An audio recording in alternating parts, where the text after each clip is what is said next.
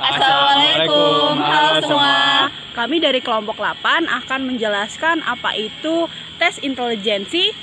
Dan salah satu contoh dari tes intelijensi itu sendiri adalah warteg tes. Selain itu, kami bersama dengan narasumber yang akan kami wawancarai. So here we go. Pengertian intelijensi adalah kemampuan yang dimiliki individu untuk berpikir dan bertindak, merespon tindakan dan menetapkan serta mempertahankan tujuan yang ingin dicapainya.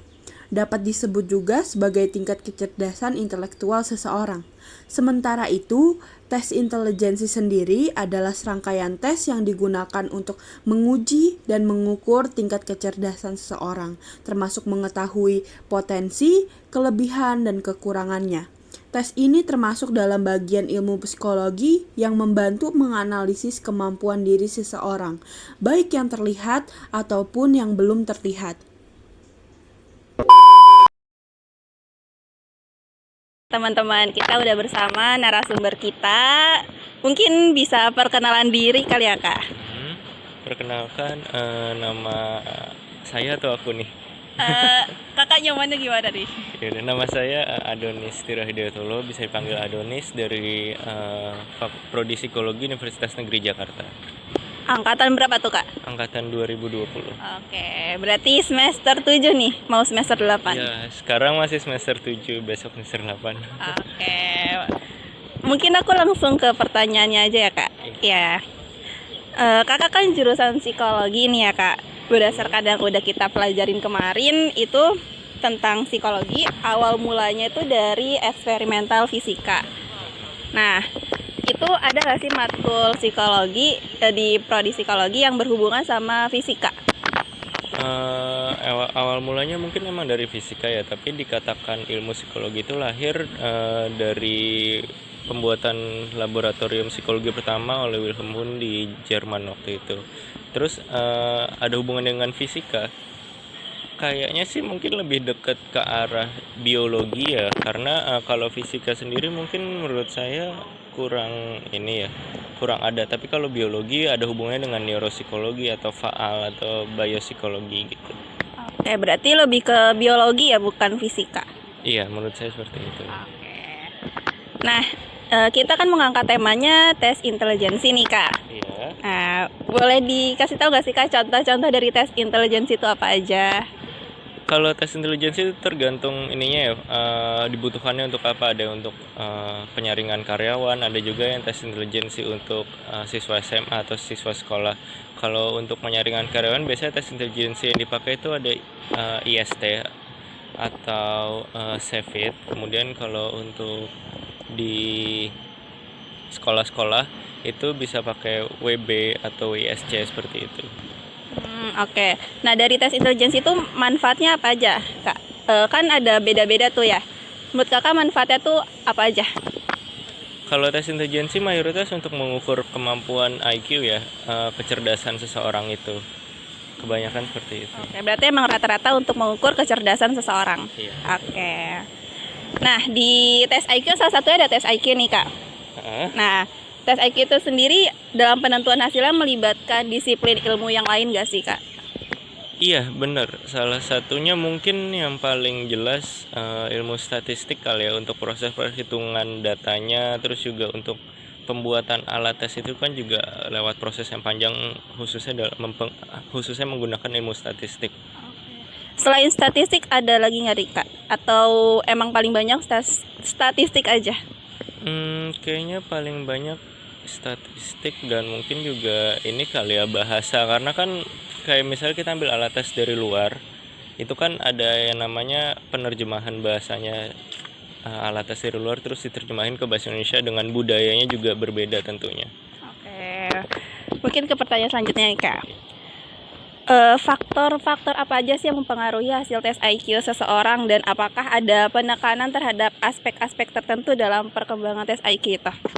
Oke, kalau faktor tuh banyak ya. Mungkin dari alat tesnya itu sendiri, tadi yang seperti faktor budaya dan bahasa. Kemudian kalau misalnya saat pelaksanaan tesnya sendiri, mungkin kayak misalnya ada faktor suara yang bising juga, mungkin kondisi duduk yang gak nyaman tuh juga dapat mempengaruhi eh, nilai dari hasil tes tersebut.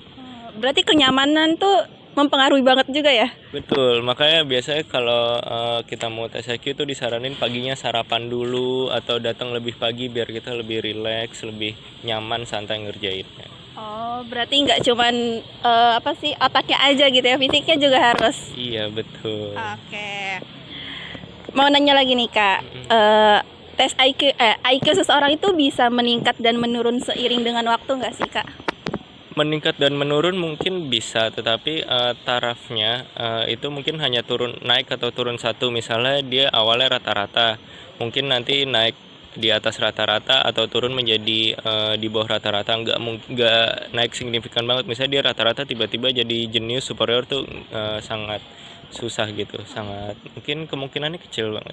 Tapi kalau misalnya udah naik satu tingkat, nah terus di beberapa tahun ke depan tuh kita tes lagi, terus naik satu tingkat lagi tuh memungkinkan atau enggak? Mungkin mungkin banget karena kan ada proses belajar ya dari 1 tahun itu, seperti Oke, itu. berarti bisa meningkat tapi naik satu tingkat gitu ya? Oke. Terus ada lagi nih Kak, ada nggak sih perubahan signifikan dalam metode pengukuran tes IQ tersebut? Metode signifikan mungkin kalau perubahan ada mungkin ya, karena kan dari alat tes itu kan biasa ada upgrade atau revisi setiap jenjang waktu tertentu. Jadi mungkin ada sedikit perubahan-perubahan yang signifikan dalam alat tes tersebut. Oh, berarti perubahannya itu dalam alat tesnya ya Kak? Betul. Oke. Sama ini, seberapa relevan tes IQ tersebut untuk menentukan tingkat kecerdasan seseorang? Kalau untuk menentukan tingkat kecerdasan, menurut saya itu cukup relevan ya, karena penggunaannya penggunaannya sampai saat ini juga masih sering dipakai, sering dijadikan landasan untuk seperti tadi perekrutan karyawan ataupun di sekolah-sekolah penentuan apa namanya tingkat kecerdasan seorang siswa tersebut. Oke. Ini sebenarnya pertanyaan terakhir, tapi kayak udah dijawab sama jawaban Gimana? sebelumnya. Pertanyaannya itu seberapa penting tes IQ bagi dunia pekerjaan? Kan di dunia pekerjaan itu nggak yang dibutuhkan nggak cuman tes IQ ya tentunya, ada soft skillnya juga. Nah, seberapa penting sih tes IQ ini buat di dunia pekerjaan? Kalau menurut saya sih pentingnya tuh tes IQ sama dengan tes-tes lainnya, karena kan bukan hanya untuk mengukur kecerdasan, tapi kan ada juga yang untuk mengukur kemauan dia bekerja, kemampuan dia bekerja dan lain-lainnya. Jadi tes IQ ini memiliki kepentingan yang sama dengan tes-tes lainnya. Jadi cukup signifikan. Oke, berarti emang penting ya di dalam dunia pekerjaan. Oke, mungkin itu tadi pertanyaan terakhir ya Kak. Terima kasih banyak udah meluangkan waktu untuk mau kita wawancarai. Mungkin dari Kakak ada closing statement? Closing statement ya, apa kali ya?